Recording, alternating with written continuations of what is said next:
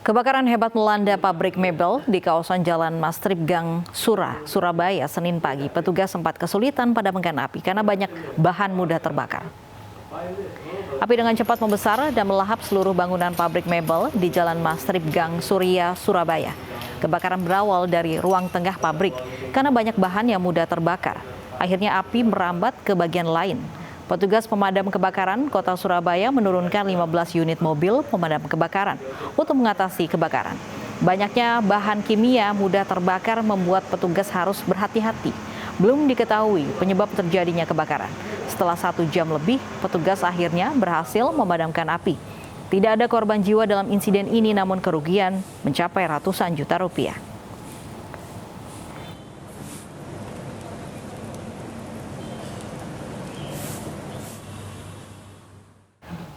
Sebuah taman di Yogyakarta viral dan menjadi perbincangan bukan karena nuansanya, namun karena aturan di dalam taman yang melarang pengunjung pacaran hingga larangan vandalisme. Inilah suasana taman di Kampung Gambiran, Pandean, Umbul Harjo, Yogyakarta yang ramai saat pagi dan sore hari. Nuansa taman sebenarnya tidak jauh berbeda dengan taman pada umumnya. Namun jika Anda membaca pelang di taman ini, maka peringatan yang tertulis sedikit berbeda. Pengunjung dilarang pacaran serta melakukan aksi vandalisme. Tidak sekedar imbauan, pengunjung yang melanggar akan didenda 2 juta rupiah. Bukan tanpa alasan, taman yang diresmikan tahun 2012 ini memang kerap menjadi sarang vandalisme dan muda-mudi untuk berduaan. Pengelola pun mengambil langkah tegas melalui papan larangan. Belum tahu, tapi kalau pelangnya itu belum tahu. Tapi kalau larangannya, saya sangat setuju banget. Soalnya kan kalau yang kayak gitu kan biasanya bikin orang risih gitu loh. Kalau yang kayak kita ini mau anak-anak gitu kan, jadinya anak-anak nanti ngeliat itu ya. Kalau ada larangan kayak gitu malah bagus banget nih menurut. Dan untuk mengetahui situasi terkini, kita sudah terhubung dengan Anissa Rizkia di Gajah Wong Educational Park Umbul Harjo, Daerah Istimewa Yogyakarta. Halo, selamat siang Anissa. Apakah larangan pacaran ini sudah berlaku di sana? Ya, selamat siang Lovi. Larangan pacaran ini memang sudah diberlakukan sejak tahun 2018 lalu. Dan memang jika saya berkunjung ke sini mengitari area taman ini nampak seperti taman pada umumnya, yakni ada wahana permainan, kemudian ada sarana sebagai tempat olahraga, kemudian jalur sepeda, jalur pejalan kaki juga disediakan di sini. Namun yang menarik perhatian saya ketika saya berkunjung ke sini adalah pelang yang tertera di depan sini, yakni dilarang pacaran berduaan dan juga melarang pacaran serta vandalisme. Tidak hanya larangan saja, namun akan dikenakan denda senilai 2 juta rupiah. Dan jika yang melaporkan nantinya akan diberi hadiah 50% dari denda. Nah, untuk mengetahui sebenarnya dari pelang ini telah berdirikan di sini, apakah sudah ada laporan dari warga sekitar? Bersama saya, Bapak Agus Susanto Priyonugroho selaku pengelola. Selamat siang, Bapak. Selamat siang. Bapak, ini kan sejak tahun 2018 diberdirikannya pelang larangan ini.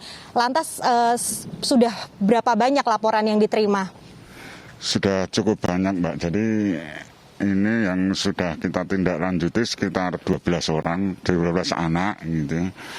Karena ya itu berangkat dari keprihatinan masyarakat setempat dan pengunjung risih melihat anak-anak yang belum saatnya seperti anak-anak SMP bolos sekolah untuk sekedar pacaran di sini, sehingga membuat tidak nyaman pengunjung dan warga masyarakat setempat.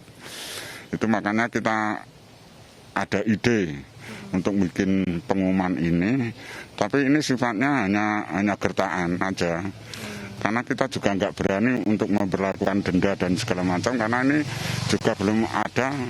Tidak akan ada peraturan daerah yang memayungi tentang hukum ini gitu.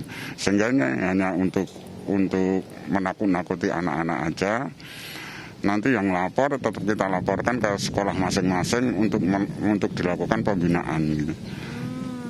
Berarti dari temuan Bapak, dari laporan yang diterima dari warga ini, Bapak nantinya akan melaporkan dan kemudian apa saja langkah yang pengelola akan lakukan begitu kepada para anak-anak yang melakukan vandalisme ataupun pacaran di sini, Pak?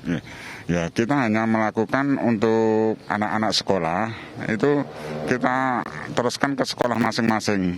Karena yang melakukan pembinaan, yang punya kewenangan kan sekolah masing-masing, bukan kita gitu. Kalau kita dari unsur komunitas enggak punya kewenangan untuk ngatur itu. Kita hanya melaporkan ke sekolah, nanti sekolah yang akan menindaklanjuti memberi pembinaan terhadap anak tersebut dan orang tuanya. Dan itu dari respon sekolah-sekolah yang kita laporin, itu responnya sangat positif gitu. Dan selalu komunikasi tentang perkembangan di sini gitu. Malah dia menitipkan kalau ada anak siswanya yang betul-betul jam sekolah masih pakai seragam sekolah di sini, bolos, itu minta untuk ditindaklanjuti, dilaporkan ke sekolah masing-masing. Berarti dari tahun 2018 sampai sekarang, apakah dari pihak pengelola sudah pernah menerima uang denda senilai 2 juta rupiah yang dituliskan itu, Pak? Kita tidak berani untuk narik itu, nggak berani, dan untuk menyampaikan minta atau apa kita tidak berani, karena ya itu tadi, itu belum ada status hukumnya dan memang nggak akan dibuat status hukumnya yang memayungi hukum itu gitu. Kalau itu kita laksanakan, bisa jadi kita malah dianggap preman gitu. Itu yang kita lakukan. Ya kita kembalikan, kalau ini anak sekolah ya kita kembalikan ke sekolahnya untuk mendidik atau untuk memberi pemahaman ke anak-anak mereka gitu, anak-anak murid mereka. Baik, terima kasih Pak Agus Susanto telah berkenan kami wawancara. Tentunya ini bukan hanya sebagai gertakan saja, melainkan juga sebagai bentuk dukungan pengawasan bagi anak-anak yang berpacaran, kemudian untuk menekan aksi vandalisme serta aksi bolos sekolah. Demikian laporan sementara dari Yogyakarta. Saya kembalikan kepada Lofi yang ada di studio. Terima kasih Anissa Riksia melaporkan langsung dari Taman Gajah Wong, Yogyakarta. Partai Perindo membentuk konvensi rakyat untuk menciptakan SDM berkualitas yang bisa menjadi generasi pemimpin masa depan. 7 tahun hadir dalam peta politik tanah air, Partai Perindo masih memegang teguh komitmen melayani bangsa dan negara.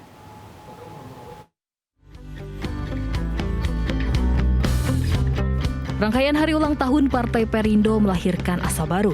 Partai pimpinan Haritanu Sudibyo ini akan menjemput masa depan pemilu 2024 dengan lebih gigih dan mengutamakan kepentingan rakyat. Salah satunya dengan membentuk konvensi rakyat untuk melahirkan calon-calon pemimpin bangsa yang berkualitas dan pro-rakyat. Konvensi rakyat juga akan membangun ekosistem politik berbasis digital, transparan, dan terbuka. Hal tersebut ditegaskan Ketua Umum Partai Perindo Haritanu Sudibyo yang hadir secara virtual dalam penutupan HUT Partai Perindo ke-7 dan Rakorwil Partai Perindo Provinsi Bengkulu. Karena konvensi rakyat ini menunjukkan kepada masyarakat bahwa Partai Perindo adalah partai yang terbuka bagi siapapun tanpa kecuali. Konvensi rakyat ini juga bertujuan untuk membuahkan calon-calon yang terbaik, putra-putri bangsa yang terbaik. Dan bukan hanya membangun Indonesia secara keseluruhan, tentunya juga membangun Bengkulu. Kami selalu hadir di mana masyarakat Bengkulu dalam keadaan suka maupun duka. Kami selalu hadir di mana masyarakat Bengkulu mengharapkan kehadiran kami. Partai Perindo terus mengakselerasi pertumbuhan kualitas kader agar strategi dan program partai bisa tersalurkan dengan tepat sasaran. Tim Liputan iNews melaporkan. Ingin kopi gratis seumur hidup? Kafe di Bandung ini siapkan tantangannya. Informasinya usai jeda, tetap bersama kami di iNews Siang.